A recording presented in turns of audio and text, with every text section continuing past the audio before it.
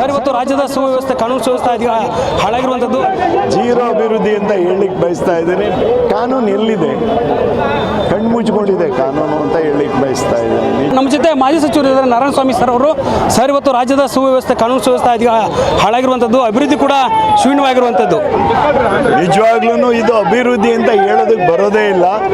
Zero ಅಭಿವೃದ್ಧಿ ಅಂತ ಹೇಳಲಿಕ್ಕೆ ಬಯಸ್ತಾ ಇದ್ದೀನಿ. ಬೆಂಗಳೂರಿನಲ್ಲಿ ಒಂದೇ ಒಂದು ಸ್ಟಾರ್ಟಿಂಗ್ ಮಳೆ, ಆ ಮಳೆಯಲ್ಲೇ ಇವರು ಕಾಪಾಡ್ಕೊಳಕ್ಕಾಗಿಲ್ಲ. ಬೆಂಗಳೂರನ್ನ ಗುಂಡಿಗಳು, ಸ್ಲಮ್ ಅಂತ ಹೇಳಿದ್ರೆ ಬೆಂಗಳೂರು ಸ್ಲಮ್ ಏನಲ್ಲ. ಒಳ್ಳೊಳ್ಳೆ ಮನೆಗಳೇ ಇದನ್ನ ನೀರಿನಲ್ಲಿ ತುಂಬಿ ಪಾಪ 3-4 ದಿನ ಊಟ ಅಡುಗೆ ಮಾಡ್ದೇ ಇರೋವಂಥ ಸ್ಥಿತಿಗಳೆಲ್ಲ ನೋಡಿರೋದು. ತುಂಬ ಇವರು ಸರ್ಕಾರ ನಡೆಸ್ತಾವ್ರ ಏನು ಬೇರೆ ಥರ ಮಾಡ್ತಾವ್ರ ಅನ್ನೋದೇ ನಮ್ಗೆ ಅರ್ಥ ಆಗ್ತಾ ಇಲ್ಲ ಅಂತ ಹೇಳಿಕ್ಕೆ ಬಯಸ್ತಾರೆ. ಸರ್, ರಾಜ್ಯ ಸರ್ಕಾರ ಹೇಳುತ್ತೆ 1 ವರ್ಷದಲ್ಲಿ ಸಾಕಷ್ಟು ಅನುದಾನವನ್ನು ನೀಡ್ತಾ ಇದ್ದೀವಿ, ಗ್ಯಾರಂಟಿ ಯೋಜನೆಗಳಿಗೆ 36,000 ಕೋಟಿ ಕೊಟ್ಟಿದ್ದೀವಿ ಅಂತ ಹೇಳ್ತಾರೆ. ಯಾರು ಕೊಟ್ಟಿದ್ದಾರೆ? ಯಾರು ಕೊಟ್ಟಿದ್ದಾರೆ? ತೋರ್ಲಿ. ಅದು ಏನಿದ್ರು ಫ್ರೀ ಯೋಜನೆಗಳಿಗೆ ಅಂತ ಅದನ್ನು ಕರೆಕ್ಟಾಗಿ ತಲುಪಲಾ ಇಲ್ಲ ಅಂತ ಅದಾರು ಕರೆಕ್ಟಾಗಿ ಕೊಡ್ತಾ ಇದ್ರೆ ನಮಗೆ ಖುಷಿ ಪಡ್ಬೋದು. ಆ ರೀತಿ ಏನೂ ಅಭಿವೃದ್ಧಿ ಇಲ್ಲ. ಕಾನೂನು ಎಲ್ಲಿದೆ?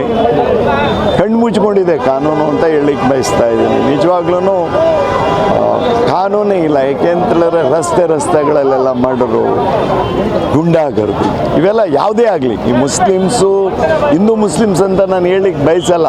ಯಾರೇ ಆಗಲಿ ಗುಂಡಾಗರ್ದು ಹೋಗಿ ಪೊಲೀಸ್ ಸ್ಟೇಷನನ್ನು ಪಲ್ಟಿ ಹೊಡೆದು, ಗಾಡಿಗಳೆಲ್ಲ ಪಲ್ಟಿ ಹೊಡೆದು ಪೊಲೀಸ್ ಸ್ಟೇಷನನ್ನು ಚೂರು ಮಾಡಿರೋದು ನಿಜವಾಗ್ಲೂ ಇವ್ರಿಗೆ ನಾಚಿಕೆ ಆಗಬೇಕು ಅಂತ ಸರ್ಕಾರ ನಡೆಸ್ತಾ ಇದೆ. ಯಾರೇ ಗೃಹ ಮಂತ್ರಿ ಆಗಲಿ, ಯಾರೇ ಆಗಲಿ ನಾಚಿಕೆ ಆಗಬೇಕು ಅಂತ ಹೇಳಲಿಕ್ಕೆ ಬಯಸ್ತಾ ಇದ್ದೀನಿ. ಸರ್, ಈಗ ರಾಜ್ಯದಲ್ಲಿ ಒಬ್ಬರು ಅಧಿಕಾರಿ ಆತ್ಮಹತ್ಯೆ ಮಾಡ್ಕೊಂಡಿದ್ದಾರೆ, ರಾಜ್ಯ ಸರ್ಕಾರದ ವಿರುದ್ಧ ಡೆತ್ ನೋಟ್ ಬರೆದಿಟ್ಟು. ಅದಕ್ಕೆ ಮುಖ್ಯಮಂತ್ರಿಗಳು ಕರೆಕ್ಟಾಗಿ ಜವಾಬನ್ನು ಕೊಡಬೇಕು ಅಂತ ಕೇಳಲಿಕ್ಕೆ ಬಯಸ್ತಾ ಇದ್ದೀನಿ ನಾನು. ಯಾಕೆ ಅಂತ ಹೇಳಿದ್ರೆ ಆವಾಗ ಈಶ್ವರಪ್ಪ ಅವ್ರ ಬಗ್ಗೆ ನೀವು ಎಷ್ಟೊಂದು ಕೀಳವಾಗಿ ಮಾತಾಡೋದು. ಇವಾಗ ಏನು ಹೇಳಲಿಕ್ಕೆ ಬಯಸ್ತಾ ಇದ್ದೀನಿ, ಶೀಘ್ರದಲ್ಲಿ ನೀವು ಇದನ್ನು ಕೊಡಬೇಕು ಅಂತ ಹೇಳಲಿಕ್ಕೆ ಬಯಸ್ತಾ ಇದ್ದೀನಿ. ನಿಜವಾಗ್ಲೂ ನೀವು ಸರ್ಕಾರ ನಡೆಸ್ತಾ ಇದ್ದರೆ, ಮುಖ್ಯಮಂತ್ರಿಗಳಾಗಿದ್ದರೆ ಶೀಘ್ರದಲ್ಲಿ ಅದ್ರ ಬಗ್ಗೆ ನೀವು ಜವಾಬನ್ನು ಕೊಡಬೇಕಾಗುತ್ತೆ. ಸರ್, ಬಿಜೆಪಿ ಪ್ರತಿಪಕ್ಷವಾಗಿ ಇದನ್ನು ಯಾವ ರೀತಿ ತೆಗೆದುಕೊಳ್ಳುತ್ತೆ, ಯಾವ ರೀತಿ ಹೋರಾಟಗಳು ಮಾಡೋದು? ನೋಡಿ, ಬಿಜೆಪಿ ಸರ್ಕಾರದ ಇಂಟರ್ಫಿರೆನ್ಸ್ ಮಾಡಬೇಕು ಅನ್ನೋದೇನಿಲ್ಲ. ನಾವ್ಯಾರು ಸರ್ಕಾರವನ್ನು ಜನ ನಿಮ್ಮನ್ನು ಆಳ್ಕೆ ಮಾಡಿದರೆ ಸರ್ಕಾರವನ್ನು ಕರೆಕ್ಟಾಗಿ ನಡೆಸ್ಕೊಂಡು ಹೋಗುವಂಥ ಕೆಲಸಗಳನ್ನು ಮಾಡಿ ಅಂತ ಕೇಳಲಿಕ್ಕೆ ಬಯಸ್ತಾ ಇದ್ದೀನಿ. ಇದಿಷ್ಟು ಮಾಜಿ ನಾರಾಯಣಸ್ವಾಮಿ ಅವರ ಮಾತು. ಯಾಕಂದರೆ ಸರ್ಕಾರ ಶೂನ್ಯವಾಗಿದೆ, ಕಾನೂನು ಸುವ್ಯವಸ್ಥೆ ಹದಗೆಟ್ಟಿದೆ. ಹೀಗಾಗಿ ಸರ್ಕಾರ ಯಾವುದೇ ರೀತಿಯಂಥ ಅಭಿವೃದ್ಧಿ ಕೆಲಸಗಳನ್ನ ಮಾಡ್ತಾ ಇಲ್ಲ ಅಂತ ಆಕ್ರೋಶವನ್ನು ಹೊರಹಾಕ್ತಿರುವಂಥದ್ದು. ಕ್ಯಾಮರಾ ಪರ್ಸನ್ ಪಂಪಾಪತಿ ಜೊತೆ ದುರ್ಗೇಶ್ ನಾಯ್ಕ, ಗ್ಯಾರಂಟಿ ನ್ಯೂಸ್, ಬೆಂಗಳೂರು.